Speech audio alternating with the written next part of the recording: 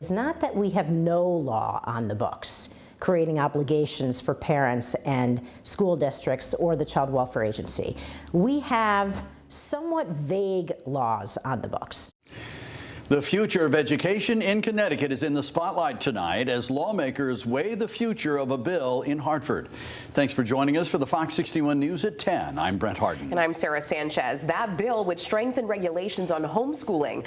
Up until now, advocates have told us Connecticut has some of the loosest rules on homeschooling, especially when compared to other New England states. Now, Fox 61's Stephen Reels has a look at the bill and what those who are for and against it have to say.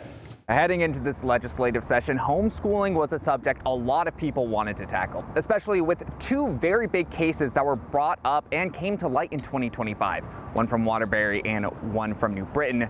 But homeschooling as a subject does not go over easily here in Connecticut, and it's a debate that's lasted for decades. But take a look at this. This is what it looked like last legislative session when the topic of homeschooling came up, where a lot of people pushed back at how much input the state should have on a child's education, and we saw something similar this time around.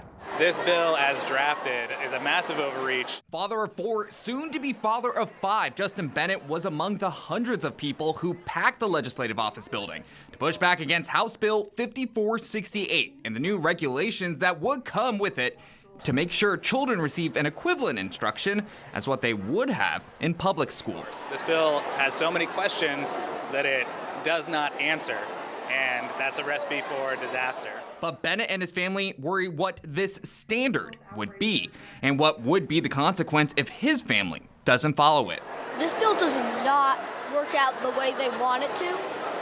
It hurts my education and my enjoyment. They need to just leave it how it is because it's fun the way it is. As the bill is written, on top of the equivalent instruction, it would require a review of that standard every year and a cross-check, so families with an open DCF investigation or case would not be able to withdraw their child from school. We have to have a safety net for those children. None of those children are going to be testifying. So your stance on this is we need these regulations? We need something. Sarah Egan with the Center for Children's Advocacy has been on the other side of the aisle and says some of the bill is already in the state constitution.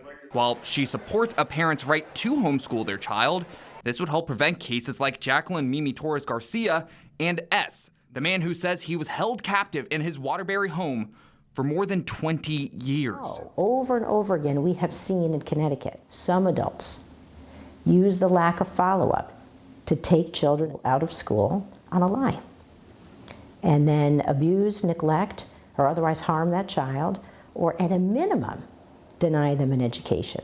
On the state website, there were about 400 submissions from people who either wanted to speak in person or write in their support or opposition on the bill.